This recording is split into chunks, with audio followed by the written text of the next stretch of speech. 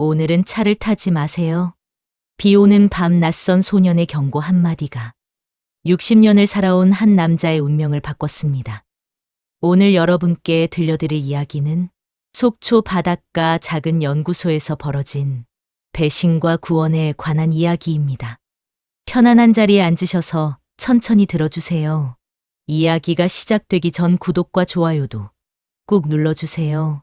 여러분의 오늘 하루에 행복이 가득하시길 바라겠습니다.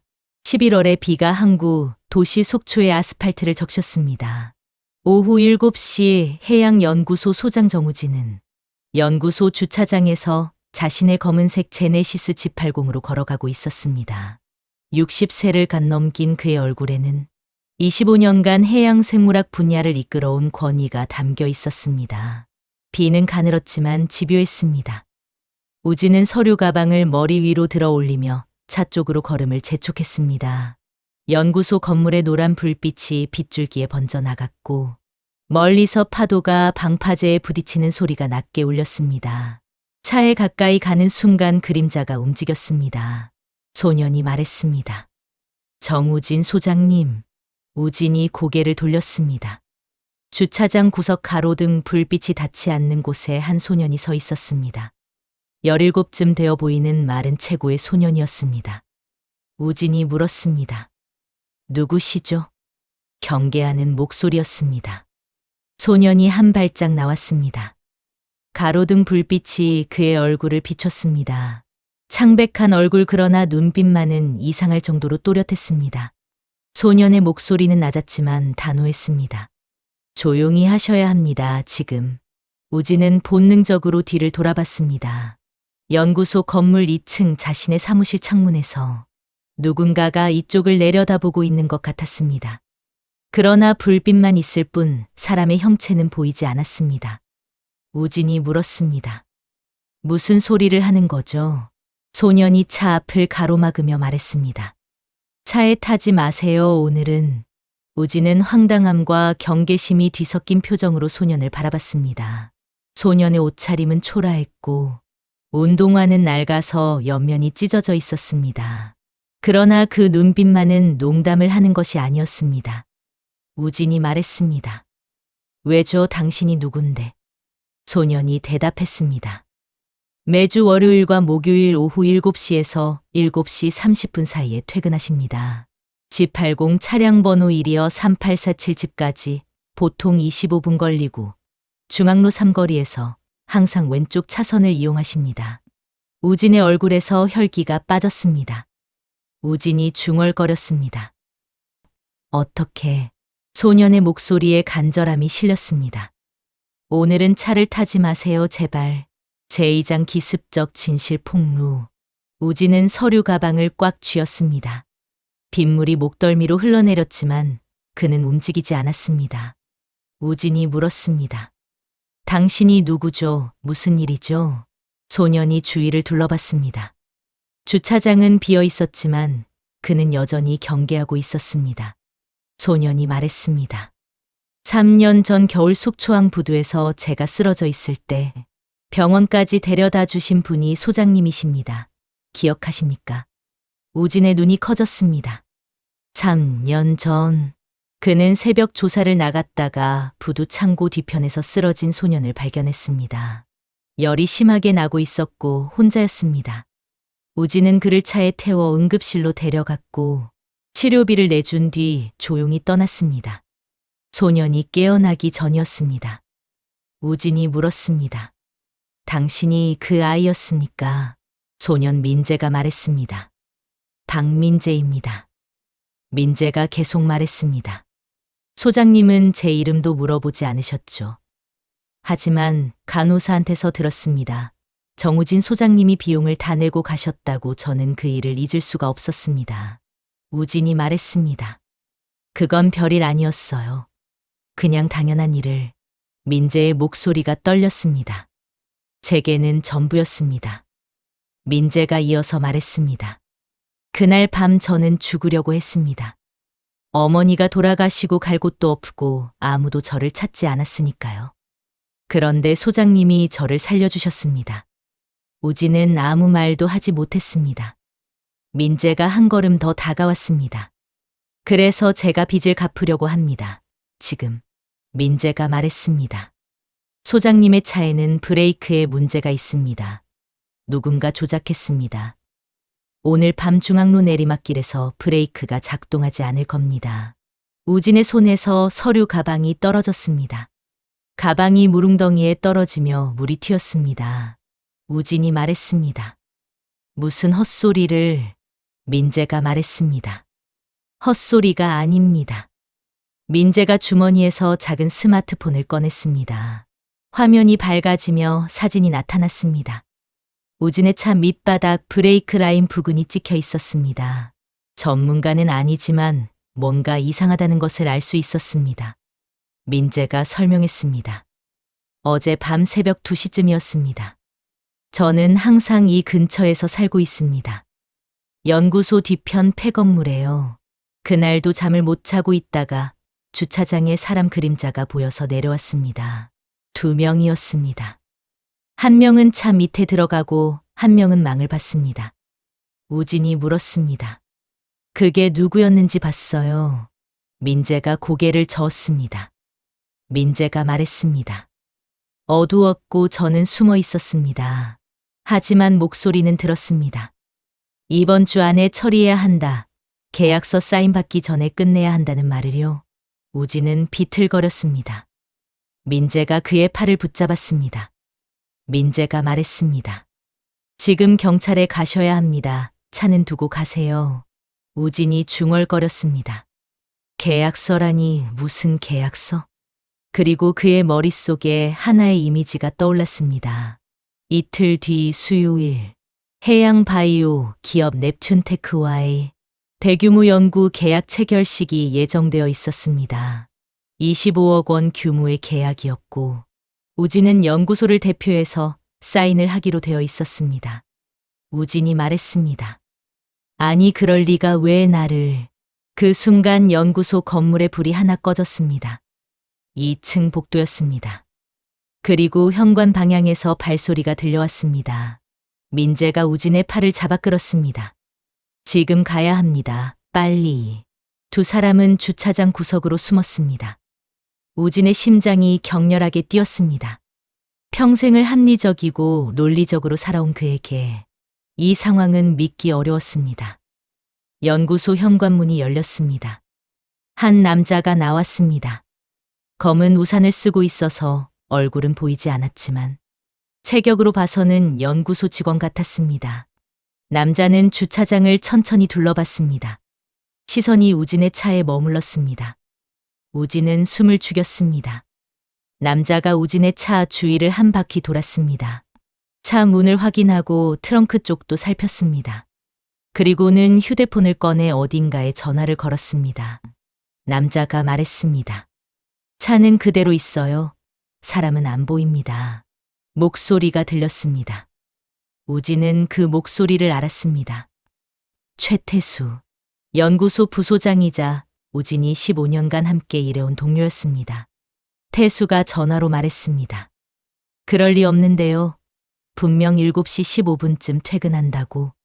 네, 알겠습니다. 조금 더 기다려보겠습니다. 태수가 전화를 끊었습니다. 그리고는 연구소 건물 쪽으로 돌아갔습니다. 하지만 건물 안으로 들어가지는 않았습니다. 현관 처마 밑에 서서 담배를 피우기 시작했습니다. 주차장을 감시하는 자세였습니다. 민재가 우진의 귀에 속삭였습니다. 저 뒤쪽 담장 너머로 나갈 수 있습니다. 제가 안내하겠습니다. 우진의 목소리는 믿을 수 없다는 듯 떨렸습니다. 태수가 최 부소장이 왜? 민재가 말했습니다. 모르겠습니다. 하지만 지금은 일단 여기를 벗어나야 합니다. 두 사람은 조심스럽게 움직였습니다. 주차된 차들 사이로 몸을 낮추고 주차장 끝 담장까지 다가갔습니다. 담장 높이는 2m 정도였습니다. 민재가 먼저 담을 넘었습니다. 그리고는 우진에게 손을 내밀었습니다. 민재가 말했습니다. 손 잡으세요. 우진은 민재의 손을 잡고 담을 넘었습니다. 담장 너머는 좁은 골목이었습니다. 폐업한 수산물 가게들과 낡은 창고들이 늘어서 있었습니다. 비는 여전히 내렸고 가로등 불빛은 희미했습니다. 우진은 골목 끝 전봇대에 기대어 숨을 고르고 있었습니다. 그의 정장은 담을 넘으며 찢어졌고 구두는 진흙으로 범벅이 되어 있었습니다. 우진이 물었습니다. 이제 어떻게 해야 하죠? 민재가 말했습니다. 경찰에 가야 합니다. 하지만 민재가 말끝을 흐렸습니다. 우진이 물었습니다. 하지만 민재가 말했습니다. 증거가 약합니다. 제 사진만으로는. 그리고 소장님을 노리는 사람들이 누군지 정확히 모릅니다. 최 부소장만이 아닐 수도 있습니다. 그때 골목 입구에서 차 한 대가 나타났습니다. 헤드라이트가 두 사람을 비췄습니다. 우진과 민재는 본능적으로 몸을 낮췄습니다. 차가 멈췄습니다. 문이 열리고 한 여자가 내렸습니다. 여자가 말했습니다. 정 소장님. 우진이 고개를 들었습니다. 여자의 얼굴을 알아봤습니다. 우진이 말했습니다. 한서연. 한서연.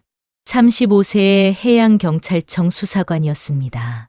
우진과는 2년 전 불법 어획물 단속 작전에서 협업한 적이 있었습니다. 차분하고 예리한 성격의 수사관이었고 우진은 그녀의 직관과 판단력을 신뢰했습니다. 서연이 다가왔습니다. 그녀는 방수 점퍼를 입고 있었고 허리춤에는 권총 홀스터가 보였습니다. 서연이 물었습니다. 무슨 일이십니까? 연구소 정문으로 찾아갔는데 경비가 소장님이 퇴근하셨다고 해서. 우진이 말했습니다. 서연 씨 지금 이상한 일이 벌어지고 있어요. 서연은 우진의 찢어진 옷과 진흙투성이 구두를 봤습니다. 그리고 그 옆에 서 있는 마른 소년을 봤습니다. 그녀의 눈빛이 날카로워졌습니다. 서연이 말했습니다. 차에 타십시오. 일단 안전한 곳으로 가겠습니다. 차 안에서 우진은 지난 30분간의 일을 모두 설명했습니다. 민재가 보여준 사진도, 최태수가 주차장을 감시하던 것도, 브레이크 조작 의혹도. 서연은 핸들을 잡은 채 조용히 들었습니다. 그녀의 표정은 평온했지만 눈빛만은 계속 움직이고 있었습니다. 서연이 물었습니다. 넵튠테크와의 계약이 이틀 뒤라고 하셨죠? 우진이 대답했습니다. 네, 수요일 오전 10시입니다. 서연이 물었습니다. 계약 내용이 뭡니까? 우진이 설명했습니다. 치매 바이오 소재 공동 연구입니다. 우리 연구소가 3년간 축적한 데이터와 샘플을 제공하고 넵튠테크가 상업화 연구를 진행합니다. 수익은 6대 4로 나누기로 했습니다. 서연이 잠시 생각하고 물었습니다. 만약 소장님이 계약 전에 사고를 당한다면? 우진이 대답했습니다. 부소장인 최태수가 대리로 사인하게 됩니다. 서연이 물었습니다. 그럼 그가 계약 내용을 바꿀 수 있나요? 우진의 얼굴이 굳으며 답했습니다. 이사회 승인만 있으면 가능합니다. 서연의 차는 속초 시내의 한 모텔 주차장에 멈춰 섰습니다. 3층짜리 낡은 건물이었지만 사람들 눈에 띄지 않기에는 적당했습니다. 방은 좁았지만 깨끗했습니다. 서연이 커피를 끓이는 동안 우진은 창가에 서서 밖을 내다봤습니다. 비는 더 강해졌고 거리는 거의 비어 있었습니다. 민재는 침대 한쪽 구석에 앉아 있었습니다. 젖은 옷 때문인지 가끔 몸을 떨었습니다. 서연이 민재에게 타월을 건네며 말했습니다. 샤워하고 오세요. 민재가 대답했습니다. 괜찮습니다. 서연이 말했습니다. 감기 걸리면 안 됩니다. 지금 당신이 유일한 목격자니까요. 민재가 조심스럽게 타월을 받았습니다. 욕실로 들어가는 그의 뒷모습은 어린아이처럼 작았습니다. 서연이 우진에게 커피를 건넸습니다. 서연이 물었습니다. 소장님 솔직하게 물어보겠습니다. 최태수 부소장을 얼마나 신뢰하십니까? 우진이 대답했습니다. 15년을 함께 일했습니다. 제 오른팔이나 다름없었죠. 서연이 물었습니다. 다른 사람은요, 연구소에서 소장님을 해치려 할 만한 동기가 있는 사람이 또 있습니까? 우진이 잠시 생각에 잠기고 말했습니다. 글쎄요, 이 사진 중에 몇몇은 제 연구 방향에 반대했습니다. 너무 기초 연구에 치중해 상업화가 늦다고 하지만 살해하려 할 정도는 아닙니다. 서연이 물었습니다. 넵튠테크는요? 우진이 대답했습니다. 넵튠테크 대표는 남경호라는 사람입니다. 40대 중반 해외 MBA 출신이고 상당히 공격적인 사업가입니다. 하지만 우리와는 윈윈 관계라고 생각했는데 서연이 노트북을 펼쳤습니다. 서연이 말했습니다. 조사 좀 해보겠습니다. 그녀의 손가락이 키보드 위를 빠르게 움직였습니다. 해양경찰청 데이터베이스 기업 등록 정보, 언론 기사들이 화면에 나타났습니다. 10분쯤 지났을 때 서연의 손가락이 멈췄습니다. 서연이 말했습니다. 이거 보십시오. 화면에는 기사 하나가 떠 있었습니다. 3개월 전 경제신문 기사였습니다. 넵튠테크 글로벌 제약사 바이오젠 코리아와 전략적 제휴 추진. 기사 내용은 간단했습니다. 넵튠테크가 대규모 투자를 받기 위해 바이오젠 코리아와 협상 중이며 핵심은 검증된 심해 바이오 데이터를 확보하는 것이라는 내용이었습니다. 우진이 중얼거렸습니다. 심해 바이오 데이터. 우진이 말했습니다. 그게 바로 우리 연구소가 가진 겁니다. 서연이 다른 창을 열었습니다. 이번에는 등기부등본이었습니다. 서연이 말했습니다. 넵튠테크 이 사진을 보세요. 우진이 화면을 들여다봤습니다. 그리고 그의 얼굴이 창백해졌습니다. 이 사진 명단에 2개의 이름이 있었습니다. 최태수 그리고 장민우. 우진의 연구소 사무국장이자 20년 지기 친구였습니다. 우진은 커피잔을 떨어뜨릴 뻔했습니다. 뜨거운 커피가 손등에 튀었지만 그는 느끼지 못했습니다. 우진이 말했습니다. 장민호까지. 그의 목소리는 거의 속삭임에 가까웠습니다. 우진이 말했습니다. 민호는 대학 때부터 알던 친구입니다. 제가 연구소를 맡을 때 가장 먼저 데려온 사람이에요. 결혼식 때 주례를 서준 사이였는데. 서연이 화면을 더 스크롤했습니다. 서연이 말했습니다. 2 사람이 넵튠테크 이사로 등재된 건 6개월 전입니다. 바로 넵튠테크와 연구소의 협상이 시작된 시점이네요. 우진이 물었습니다. 그럼 처음부터 계획된 일이었다는 건가요? 서연이 대답했습니다. 그럴 가능성이 높습니다. 욕실 문이 열렸습니다. 민재가 나왔습니다. 머리를 말린 그의 얼굴은 더욱 어려 보였습니다. 민재가 조심스럽게 말했습니다. 저기요. 민재가 물었습니다. 혹시 장민호라는 사람이 키가 크고 목소리가 굵은 사람인가요? 우진이 고개를 끄덕였습니다. 우진이 물었습니다. 맞아요, 왜요? 민재가 말했습니다. 그 사람도 어제 밤에 있었습니다. 차 밑에 들어간 사람은 아니지만 옆에서 지켜보고 있었어요. 끝나고 나서 최태수한테 뭐라고 말하는 걸 들었습니다. 이번 주만 넘기면 된다. 그 뒤로는 우리 세상이다라고요. 우진은 소파에 주저앉았습니다. 25년간 쌓아올린 신뢰가 하룻밤 사이에 무너지는 기분이었습니다. 서연이 민재 옆에 앉았습니다. 서연이 말했습니다. 민재 씨 정확히 뭘 보고 들었는지 다시 한번 말해줄 수 있나요? 시간 순서대로요. 민재는 천천히 이야기하기 시작했습니다. 민재가 말했습니다. 어제 새벽 1시쯤이었습니다. 저는 8번 창고 2층에서 지내는데 창문으로 연구소 주차장이 보입니다. 불면증이 있어서 자주 밖을 봐요. 그날도 잠이 안 와서 창가에 앉아 있었는데 차 2대가 들어오는 게 보였습니다. 서연이 물었습니다. 차종은 기억나요? 민재가 대답했습니다. 하나는 검은색 SUV였고 하나는 흰색 승용차였습니다. SUV에서 2명이 내렸고 승용차에서 1명이 내렸습니다. 서연이 물었습니다. 얼굴은 봤나요? 민재가 대답했습니다. 어두워서 정확히는 못 봤습니다. 하지만 체격이랑 움직임은 기억합니다. SUV에서 내린 2명 중 1명이 키가 작고 민첩했어요. 그 사람이 공구 가방을 들고 소장님 차 밑으로 들어갔습니다. 20분 정도 작업했습니다. 서연이 물었습니다. 다른 사람들은 뭘 했죠? 민재가 말했습니다. 키 큰 사람은 주변을 계속 살폈고, 승용차에서 온 사람은 차 안에 있다가 중간에 나와서 작업하는 사람한테 뭔가 지시하는 것 같았습니다. 서연이 메모하며 물었습니다. 대화 내용은 들었나요? 민재가 대답했습니다. 멀어서 다는 못 들었지만 끝나고 나서 서로 얘기하는 건 들렸습니다. 승용차 사람이 수요일 전에 끝내자. 그러면 모든 게 우리 거다라고 했어요.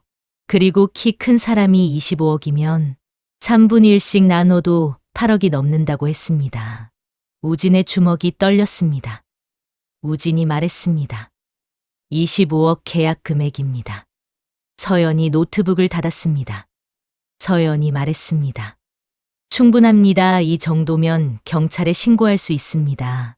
브레이크 조작 의혹과 함께 차량을 압수수색하고 최태수와 장민호를 조사할 수 있어요. 우진이 말했습니다. 하지만 증거가 서연이 말했습니다. 민재 씨 증언이 있고 사진이 있습니다. 그리고 제가 내일 아침 연구소로 가서 공식적으로 차량 점검을 요청하겠습니다. 해양경찰 자격으로요. 우진이 고개를 들었습니다. 우진이 물었습니다. 그럼 그들이 눈치채지 않을까요? 서연이 말했습니다. 눈치챌 겁니다. 하지만 그게 오히려 좋습니다. 그들이 다음 행동을 하게 만들어야 더 확실한 증거를 잡을 수 있으니까요. 서연의 눈빛이 날카로워졌습니다. 서연이 말했습니다. 그 전에 우리가 먼저 해야 할 일이 있습니다. 우진이 물었습니다. 뭘 해야 하죠? 서연이 말했습니다. 그들의 본거지를 찾아야 합니다. 이런 규모의 음모라면 어딘가에 증거가 있을 겁니다. 계약서 원본이나 돈거래, 내역 공모자들 간의 연락 기록 같은 것들이요. 우진이 물었습니다. 어디서 찾을 수 있을까요? 서연이 민재를 봤습니다. 서연이 물었습니다. 민재 씨 그 사람들이 작업 끝나고 어디로 갔는지 봤나요? 민재가 고개를 끄덕였습니다. 민재가 말했습니다. 넷세 사람 다 SUV를 타고 항구 쪽으로 갔습니다. 저도 궁금해서 자전거로 따라갔어요. 서연이 물었습니다. 어디까지 갔죠? 민재가 대답했습니다. 폐창고 지역입니다. 7번 창고 앞에서 차를 세우고 안으로 들어갔어요. 30분쯤 있다가 나왔습니다. 서연이 우진을 바라보며 물었습니다. 7번 창고 아십니까? 우진이 대답했습니다. 예전에 수산물 냉동 창고였던 곳입니다. 10년 전에 문 닫았고 지금은 비어 있을 텐데요. 서연이 말했습니다. 비어 있지 않은 것 같습니다. 서연이 시계를 봤습니다. 밤 9시 30분이었습니다. 서연이 물었습니다. 지금 가보시겠습니까? 우진이 물었습니다. 위험하지 않을까요? 서연이 말했습니다. 위험합니다. 하지만 지금이 아니면 기회가 없을 수도 있습니다. 내일 아침 제가 차량 점검을 요청하면 그들은 모든 증거를 없앨 겁니다. 우진이 말했습니다. 그럼 서연이 말했습니다. 지금 가야 합니다. 그들이 방심하고 있을 때. 민재가 일어서며 말했습니다. 제가 길을 안내하겠습니다. 창고 구조도 잘 압니다. 뒷문도 있고 들어갈 방법도 알아요. 서연이 민재의 어깨에 손을 얹었습니다. 서연이 말했습니다. 고마워요. 하지만 위험할 수 있어요. 민재가 대답했습니다. 괜찮습니다. 소장님을 도와야 하니까요. 30분 뒤, 세 사람은 서연의 차를 타고 폐창고 지역으로 향했습니다. 비는 멈췄지만 하늘은 여전히 낮게 드리워져 있었습니다. 거리는 한산했습니다. 가로등 불빛도 듬성듬성했고 대부분의 건물은 어둠 속에 잠겨 있었습니다. 민재가 말했습니다. 여기서 차를 세우세요. 서연이 차를 골목 구석에 세웠습니다. 엔진을 끄자 주변은 고요해졌습니다. 멀리서 파도 소리만 들렸습니다. 민재가 가리키며 말했습니다. 7번 창고는 저기입니다. 민재가 가리킨 곳에 붉은 벽돌 건물이 보였습니다. 3층 높이의 건물로 창문 대부분이 깨져 있었습니다. 출입문에는 자물쇠가 걸려 있었습니다. 우진이 말했습니다. 사람 있는 것 같지 않은데요. 민재가 말했습니다. 낮에는 아무도 없습니다. 밤에만 오는 것 같아요. 서연이 건물을 살폈습니다. 서연이 말했습니다. 들어가 보죠. 민재 씨 뒷문이 어디죠? 민재가 말했습니다. 이쪽입니다. 세 사람은 조심스럽게 건물 옆으로 돌아갔습니다. 뒷면에는 작은 철문이 있었습니다. 민재가 문을 밀었습니다. 문은 삐걱거리며 열렸습니다. 서연이 말했습니다. 자물쇠가 없네요. 민재가 말했습니다. 여기는 아무도 모르는 문이에요. 저도 우연히 발견했습니다. 서연이 손전등을 켰습니다. 좁은 복도가 나타났습니다. 벽에는 페인트가 벗겨져 있었고 바닥에는 물이 고여 있었습니다. 서연이 말했습니다. 조용히 가요. 세 사람은 천천히 안으로 들어갔습니다. 복도 끝에 넓은 공간이 나타났습니다. 옛날 냉동창고였던 곳이었습니다. 천장은 높았고 곳곳에 녹슨 철제 구조물들이 있었습니다. 민재가 속삭였습니다. 저기요. 창고 한쪽에 컨테이너 하나가 놓여 있었습니다. 다른 물건들과 달리 상대적으로 깨끗했고 문에는 새 자물쇠가 달려 있었습니다. 서연이 컨테이너에 다가갔습니다. 자물쇠를 살펴봤습니다. 서연이 말했습니다. 번호 자물쇠네요. 민재가 말했습니다. 번호를 알아요.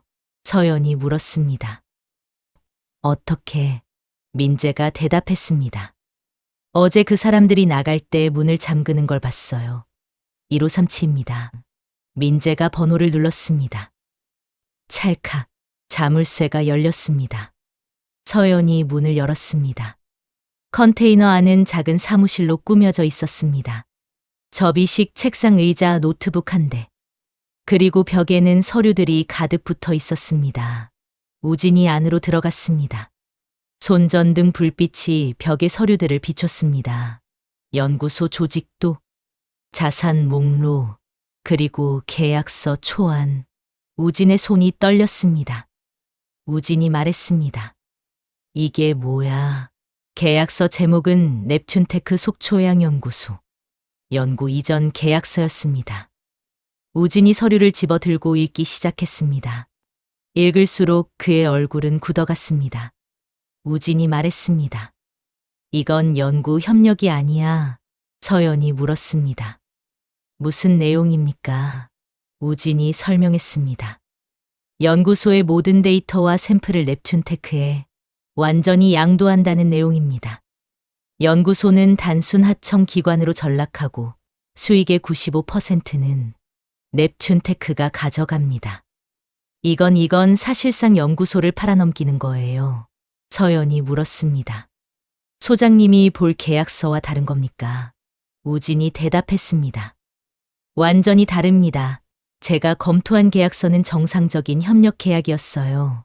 6대4 수익 배분에 연구소의 독립성도 보장되는 내용이었습니다. 서연이 다른 서류를 집어들었습니다.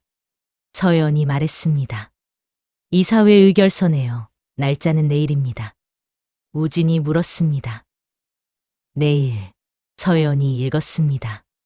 내 소장 유고 시 긴급 이사회 개최 및 부소장 대리 계약 권한 승인이라고 되어 있습니다. 우진의 다리에서 힘이 빠졌습니다. 민재가 그를 부축했습니다. 우진이 말했습니다. 그럼 정말로 나를 죽이려고? 서연이 말했습니다. 이미 계획이 다 짜여 있었습니다. 서연이 휴대폰을 꺼냈습니다. 서연이 말했습니다. 사진 찍겠습니다. 모든 서류를. 플래시가 터졌습니다. 민재가 말했습니다. USB 포트에 뭔가 꽂혀 있어요. 작은 USB 메모리였습니다.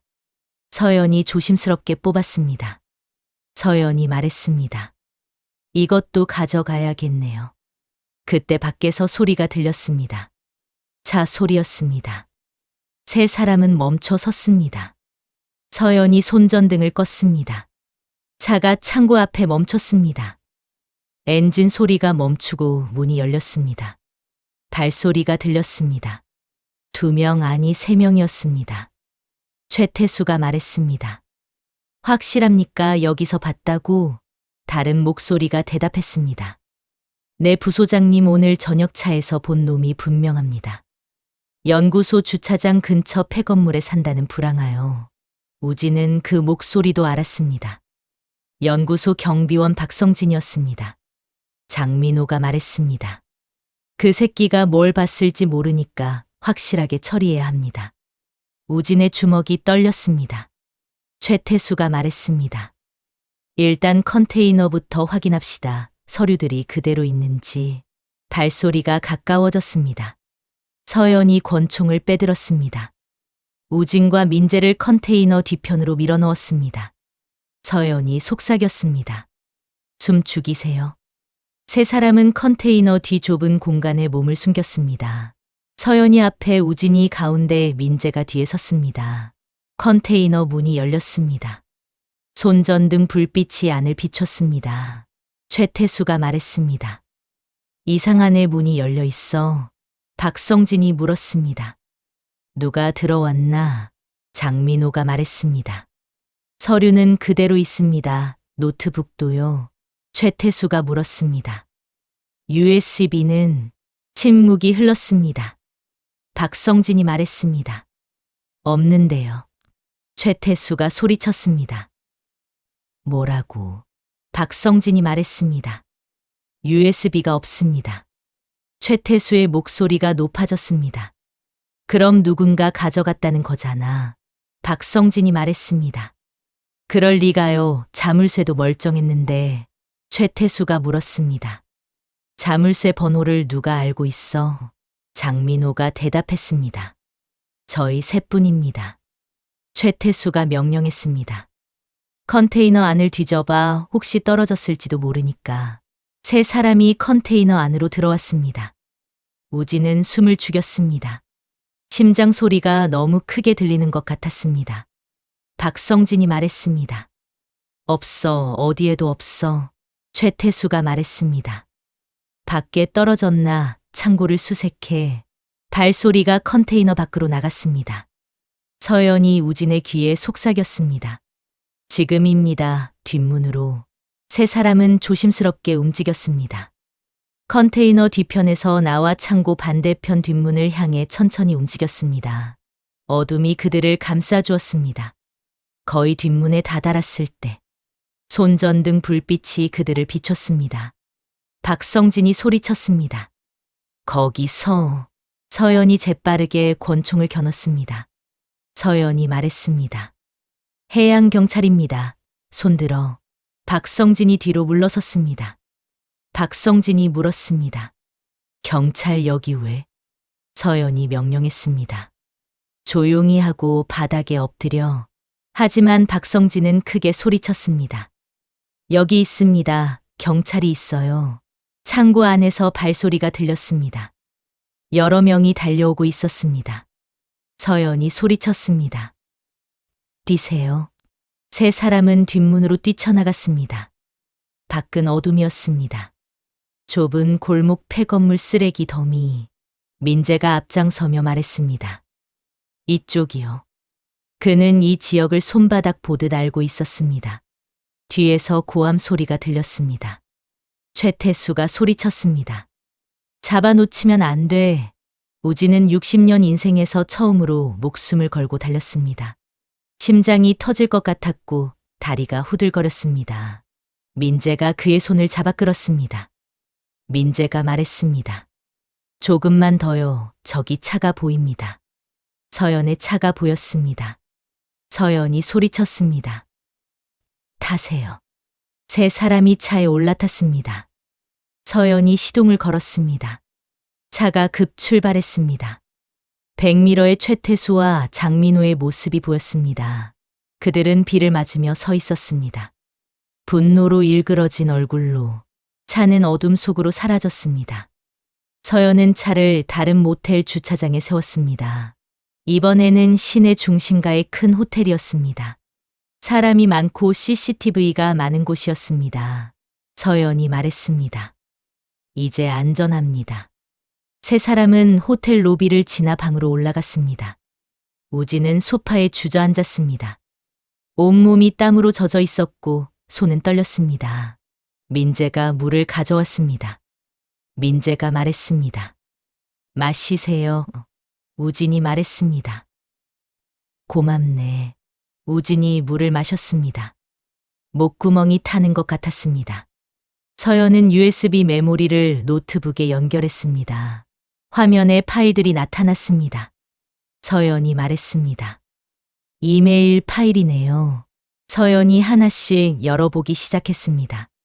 첫 번째 이메일, 발신자 최태수, 수신자 남경우, 날짜 6개월 전, 정 소장 제거 계획 구체화 필요, 이사회 장악은 완료, 계약서 이중 작성 진행 중. 두 번째 이메일, 발신자 남경우, 수신자 최태수 장민우, 날짜 4개월 전, 바이오젠 측 최종 확인, 치매 데이터 확보 시 500억 투자 확정, 정 소장 제거 시점은 계약 직전이 최저, 사고사로 처리할 것. 세 번째 이메일, 발신자 장민우, 수신자 최태수, 날짜 일주일 전, 브레이크 라인 조작 완료, 이번 주 목요일 퇴근길 사고 예정, 금요일 긴급 이사회 소집, 수요일 계약 체결은 부소장 대리로 진행. 우진은 화면을 보며 아무 말도 하지 못했습니다. 25년을 함께 일한 동료들이 6개월 전부터 자신의 죽음을 계획하고 있었습니다. 단지 돈 때문에. 서연이 말했습니다. 더 있습니다. 서연이 다른 파일을 열었습니다. 은행 거래 내역이었습니다. 최태수 계좌로 넵튠테크에서 5천만 원 입금, 장민호 계좌로 5천만 원 입금, 날짜는 3개월 전. 서연이 말했습니다. 계약금입니다. 서연이 설명했습니다. 본격적인 계획 실행 전에 받은 성금이에요. 계약이 성사되면 각자 8억 원 이상을 받기로 한 것 같습니다. 우진이 고개를 들었습니다. 우진이 물었습니다. 이제 어떻게 하죠? 서연이 대답했습니다. 이제 우리한테 모든 증거가 있습니다. 이메일 은행 거래 내역 계약서 초안, 그리고 민재 씨의 목격 증언 충분합니다. 우진이 물었습니다. 경찰에 가는 건가요? 서연이 말했습니다. 아니요. 서연의 눈빛이 날카로워졌습니다.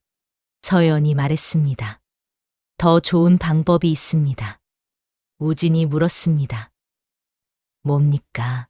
서연이 대답했습니다. 내일 수요일 오전 10시 계약 체결식장에 가는 겁니다. 우진이 놀란 표정을 지었습니다. 우진이 말했습니다. 그럼 위험하지 않습니까? 서연이 말했습니다. 오히려 안전합니다. 많은 사람들 앞에서, 기자들과 이사진 모두가 보는 앞에서 진실을 밝히는 겁니다. 우진이 물었습니다. 하지만 그들이 가만히 있을까요? 서연이 말했습니다. 가만히 있을 수 없습니다. 공개석상에서는요. 그게 바로 우리의 무기입니다. 서연이 휴대폰을 들었습니다. 서연이 말했습니다. 지금부터 백업을 시작하겠습니다. 모든 증거를 경찰청 본청과 검찰청에 동시 전송하고 언론사 몇 곳에도 보내겠습니다. 그리고 내일 아침 소장님은 평소처럼 출근하세요. 우진이 물었습니다. 평소처럼요? 서연이 대답했습니다. 네, 아무 일도 없었던 것처럼요. 그들을 안심시켜야 합니다. 그리고 오전 10시 계약식장에 나타나세요. 제가 함께 가겠습니다. 민재가 물었습니다. 저는 어떻게 하면 되죠? 서연이 말했습니다. 민재 씨는 저와 함께 있으세요. 소장님의 최종 증인이 필요합니다. 서연이 세 사람을 바라봤습니다. 서연이 말했습니다. 내일이면 모든 게 끝납니다. 준비하시죠. 수요일 아침 오전 9시 30분, 속초 그랜드 호텔 2층 컨벤션홀, 넵튠테크 속초해양연구소 계약 체결 시기, 시작되기 30분 전이었습니다. 홀 안에는 이미 많은 사람들이 모여 있었습니다. 기자들, 연구소 직원들, 넵튠테크 관계자들, 그리고 이사진, 최태수는 단상 옆에 서서 서류를 정리하고 있었습니다. 그의 얼굴은 평온했습니다. 마치 모든 것이 계획대로 진행되고 있다는 듯. 장민호가 다가왔습니다. 장민호가 물었습니다. 정 소장은? 최태수가 낮게 말했습니다. 아직 연락이 없습니다. 장민호가 물었습니다. 어젯밤 사고 처리는? 최태수가 대답했습니다. 깨끗하게 했습니다.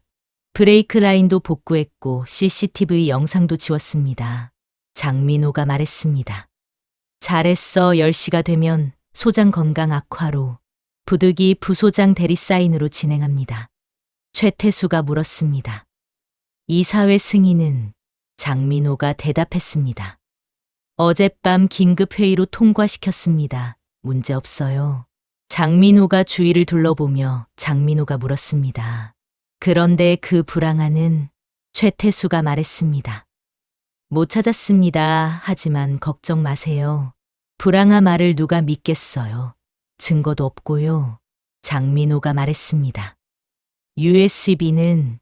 최태수가 말했습니다. 그건 좀 찝찝하지만 이메일 정도야 뭐 지금 와서 막을 수는 없어요. 두 사람은 낮게 웃었습니다. 그때 홀 입구가 열렸습니다. 정우진이 들어왔습니다. 홀이 조용해졌습니다. 우진은 깨끗한 정장을 입고 있었습니다. 머리는 단정했고 표정은 차분했습니다. 그 옆에 한서연이 함께 걸어 들어왔습니다. 최태수의 얼굴이 굳으며 말했습니다. 소장님. 우진이 단상으로 걸어왔습니다. 홀 안의 모든 시선이 그에게 집중됐습니다. 우진의 목소리는 평소처럼 조용했습니다. 미안합니다. 조금 늦었네요. 넵튠테크 대표 남경호가 일어났습니다. 남경호가 말했습니다. 소장님 어서 오십시오. 오늘 좋은 날인데 건강은 괜찮으십니까? 우진이 말했습니다. 네, 괜찮습니다. 오히려 아주 중요한 걸 발견해서 기분이 좋습니다. 우진이 서류 가방을 열었습니다. 그리고 서류 뭉치를 꺼냈습니다. 우진이 말했습니다. 계약을 하기 전에 여러분께 보여드릴 게 있습니다. 최태수가 일어나며 말했습니다. 소장님 지금은 시간이... 우진이 말했습니다. 아니요, 지금이 딱 좋은 시간입니다. 우진이 단상으로 올라가며 홀 직원에게 뭔가 건넸습니다. 프로젝터 화면에 이미지가 떴습니다. 폐창고 컨테이너 안에 사진, 계약서, 초안 이사회 의결서. 우진이 말했습니다. 이건 어제 밤 속초항 7번 창고에서 발견한 문서들입니다. 홀이 술렁이기 시작했습니다. 우진이 말했습니다. 최태수 부소장과 장민호 국장이 넵튠테크 이 사진에 이름을 올리고 있다는 사실 여러분은 알고 계셨습니까? 기자들이 카메라를 들었습니다. 남경호의 얼굴이 창백해졌습니다. 화면이 바뀌며 계약서 초안이 크게 나타났습니다. 우진이 말했습니다. 이 계약서 초안을 보십시오. 여러분께 배포된 계약서와 완전히 다릅니다. 연구소의 모든 자산을 넵튠테크에 넘기는 내용입니다. 수익 배분은 95대 5 사실상 연구소를 팔아넘기는 계약입니다. 최태수가 소리쳤습니다. 그건 오해입니다. 최태수가 말했습니다. 그건 단순 검토용 초안일 뿐. 우진이 말했습니다. 그럼 이건 어떻게 설명하시겠습니까? 화면이 다시 바뀌었습니다. 이메일 내용이 나타났습니다. 우진이 말했습니다. 이 USB 메모리 안에는 최 부소장과 장 국장 그리고 남 대표의 이메일 교환 내용이 들어 있습니다. 제 사고사 이후 계약서를 바꿔치기 하는 계획이 상세하게 적혀 있습니다. 홀이 술렁였습니다. 우진이 계속했습니다. 어제 밤 저는 죽을 뻔했습니다. 제 차의 브레이크가 조작되었기 때문입니다. 다행히 한 소년이 저를 구해주었습니다. 우진이 뒤를 돌아봤습니다. 서연이 민재를 데리고 앞으로 나왔습니다. 우진이 말했습니다. 이 소년이 목격자입니다. 어제 새벽 연구소 주차장에서 브레이크 조작 현장을 목격했습니다. 민재는 떨고 있었습니다. 하지만 우진의 눈을 보며 고개를 끄덕였습니다.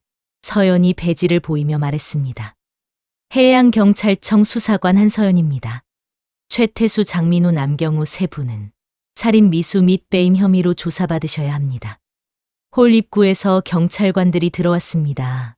최태수가 자리에서 벌떡 일어났습니다. 그의 얼굴은 일그러져 있었습니다. 최태수가 소리쳤습니다. 정 소장 15년을 함께 일했잖습니까? 우진이 그를 똑바로 봤습니다. 우진이 말했습니다. 그래서 더 이해가 안 됩니다. 왜 이렇게까지 해야 했습니까? 최태수가 소리쳤습니다. 당신은 몰라요. 최태수가 말했습니다. 15년간 당신 그늘에서 일하면서 한 번도 인정받지 못했습니다. 모든 공은 당신이 가져갔고 나는 항상 이인자였어요. 이번 계약도 이건 내가 만든 거예요. 넵튠테크와 처음 접촉한 것도 나였고 협상도 내가 했어요.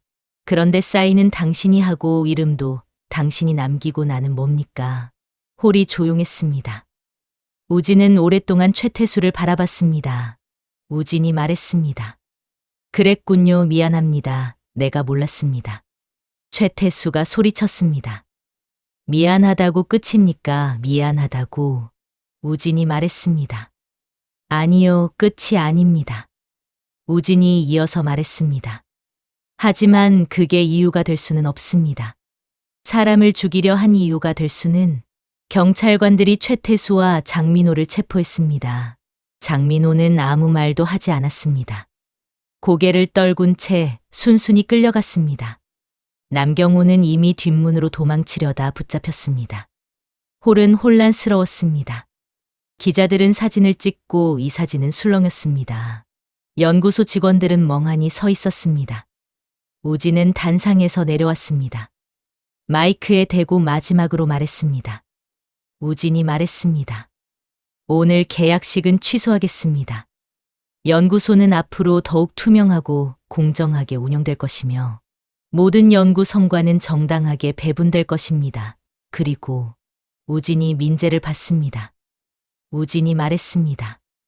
오늘 여기 계신 모든 분들께 이 소년을 소개하고 싶습니다.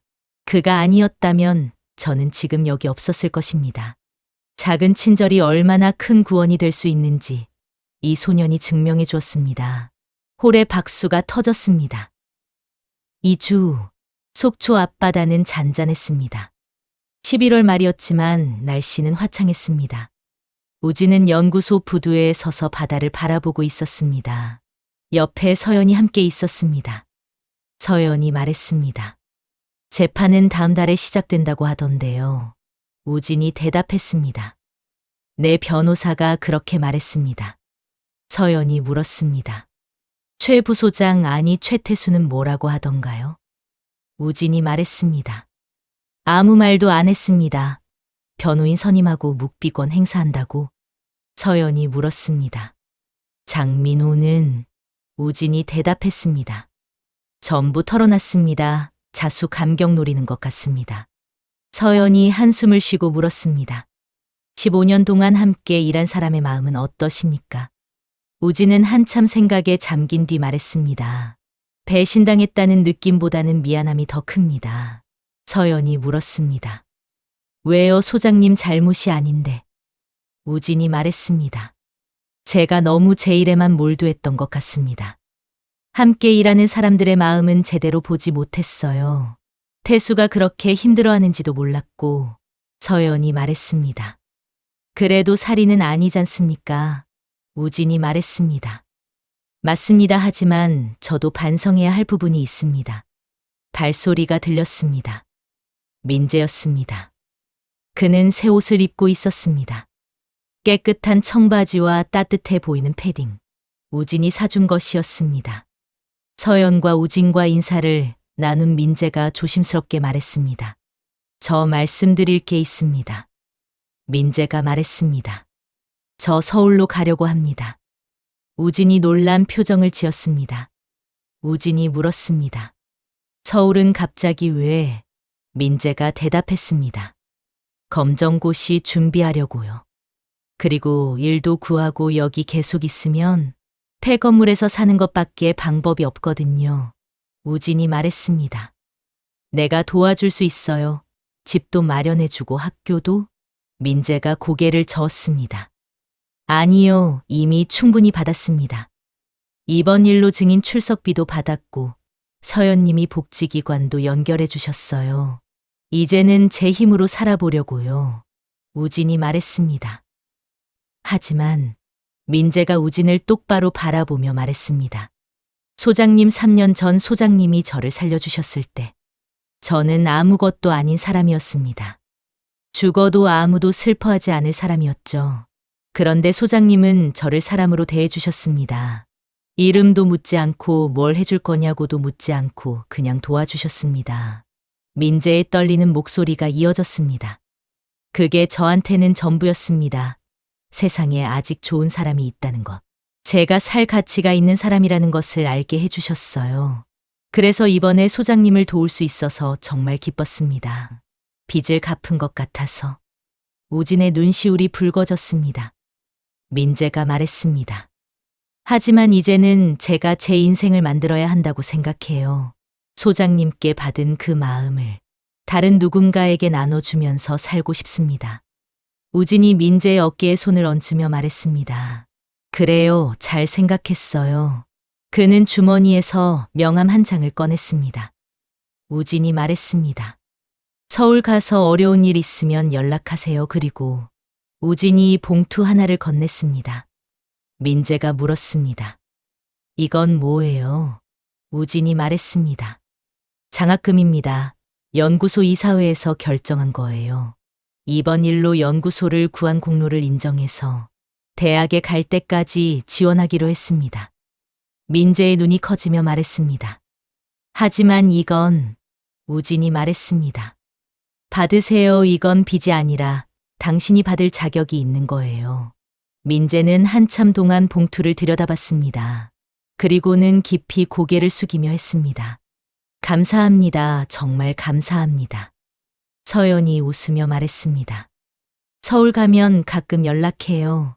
나도 서울 본청에서 일하거든요. 밥이나 한 끼 사줄게요. 민재가 웃으며 말했습니다. 네, 꼭 연락드리겠습니다.